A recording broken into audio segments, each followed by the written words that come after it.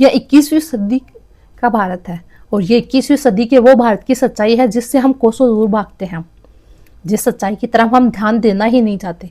हम आंखें बंद कर लेते हैं अगर हमारे सामने आ जाए तो, क्योंकि हमने उन गंदी चीज़ों की तरफ ध्यान देना बंद कर दिया जो हमारे लिए गंदी है। क्या हुआ अगर तुम सड़क पे चल रहे हो, टूटी सड़क पे अगर किसी का बेटा मर जाए तो क्या होगा? एक बस, बच्चों से भरी बस खाई में गिर जाए, क्या होगा? क्योंकि हमें चाहिए ही नहीं, हमें सड़कें टूटी हुई चाहिए, क्योंकि हमें मंदिर चाहिए, जाति चाहिए, धर्म चाहिए। सड़कें ठीक भगवान कर देंगे, वो आएंगे, वो ठीक कर देंगे। या हम उन सड़कों की बजाय हम मंदिरों पे ज़्यादा ध्यान देंगे। हम वोट सिर्फ अपनी जाति के लोगों को ही देंगे, हम वोट सिर्फ अपने धर्म के लोगों को ही देंगे जो धर्म को बचाए, क्योंकि हमारा धर्म खतरे में है, हमें इस धर्म को बचाना है। क्या हुआ अगर हॉस्पिटल के बाहर कोई महिला, गर्भवती महिला बच्चे को जन्म देने से पहले ही मर जाए? क्या हुआ होगा जब एक बूढ़ा अपनी मरी हुई पत्नी को ठेले पे लिटा के घर ले जाए? गलती उस बुढ़े की होगी, क्योंकि उसने जीवन भर मेहनत ही नहीं की, इतने पैसे कमाए नहीं कि वो एम्बुलेंस को बुला सके। उसने सही सही टाइम पे अपनी पत्नी को इलाज के लिए हॉस्पिटल लेके ही नहीं गया। गलती उस बच्चे की है, वो बीमार हुआ ही क्यों, ये उसकी गलती है।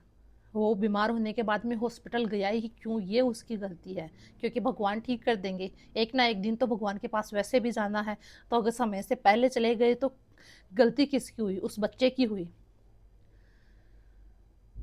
ना सरकार की गलती है, ना हॉस्पिटल की गलती है, गलती हमारी है। हमें मंदिर चाहिए, हम रह लेंगे, हम उन सब चीज़ों का त्याग कर देंगे जो हमारे धर्म और हमारे मंदिरों और जाति के बीच में आए। हम भूखे रह लेंगे, हम टूटी फूटी सड़कों के साथ रह लेंगे, हम हॉस्पिटल्स के बगैर रह लेंगे, शिक्षा के बगैर रह लेंगे, गंदा पानी पी लेंगे, नदियों को भी गंदा कर लेंगे, हम प्रदूषणों के साथ भी रह लेंगे। लेकिन हमारा भगवान वो जिंदा रहना चाहिए, हमारी जाति और धर्म वो जिंदा रहने चाहिए, उन पे कोई आँच नहीं आनी चाहिए।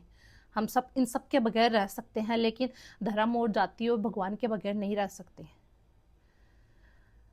क्योंकि हमें चाहिए ही नहीं। हमें ना एजुकेशन चाहिए, ना हॉस्पिटल चाहिए, ना पक्की रोड चाहिए, ना वो मूलभूत आवश्यकताएं चाहिए जिनकी एक हर इंसान को ज़रूरत होती है। हम टैक्स इसलिए दे रहे हैं ताकि हम धर्म और जाति को बचा सकें। हम कभी नहीं पूछते कि कौन नेता क्या वादे कर रहा है, वो क्या क्या प्लानिंग कर रहा है, वो कौन सा रोड मैप तैयार कर रहा है, एक पर्टिकुलर एक गांव, एक जिले। हमने कभी जानने की कोशिश ही नहीं की। हमने वोट देने से पहले कभी किसी कैंडिडेट को ये नहीं पूछा कि वो उस एरिया में क्या क्या विकास करेगा। हमने सिर्फ ये देखा कि वो हमारी जाति का है या नहीं, वो हमारे धर्म का है या नहीं, वो मंदिर बनाएगा या नहीं, वो मस्जिद बनाएगा या नहीं, या वो चर्च बनाएगा या नहीं, या वो गुरुद्वारा बनाएगा या नहीं। हमने सिर्फ वोट दिए हैं धर्म के नाम पर, हमने कभी विकास के नाम पे वोट दिए ही नहीं। जो विकास कागजों में है वो धरातल पे कैसे आएगा? क्योंकि हमने वोट ही सिर्फ मंदिरों के लिए दिए हैं, धर्म के लिए दिए हैं। हम खुद तो मर जाएंगे लड़ते झगड़ते, आने वाली पीढ़ी को भी ऐसे ही मार देंगे। उनको कहेंगे, वो पूछेंगे कि आपने हमें क्या दिया? हम गर्व से कहेंगे कि हमने उन्हें जाति दी, धर्म दिया, मंदिर दिए, क्योंकि विकास की ज़रूरत ही नहीं है, ना एजुकेशन की ज़रूरत है। पढ़ाई लिखाई सबको भूल जाओ, टूटी रोडें, गंदी नालियाँ, गंदा पानी, इन सब के साथ रह लेंगे, पर्यावरण का नामो निशान नहीं। तो फिर उम्मीद क्या करेंगे हम? जो चीज़ें, जो अमूल्य चीज़ें हमारे पूर्वजों ने दी, हम वो आने वाली पीढ़ी को दे रहे हैं?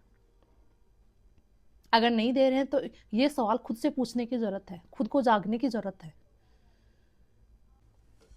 अगर नहीं जागे तो अपनी आने वाली पीढ़ी को एक चीज़ ज़रूर सिखा के जाएंगे कि मरते रहो, कटते रहो, धर्म और जाति के नाम पर विकास नहीं करना। ना उनको मजबूत बनाएंगे दूषित हवा लेने के लिए, दूषित पानी पीने के लिए, गंदी नालियों और दूषित सड़कों पे चलने के लिए।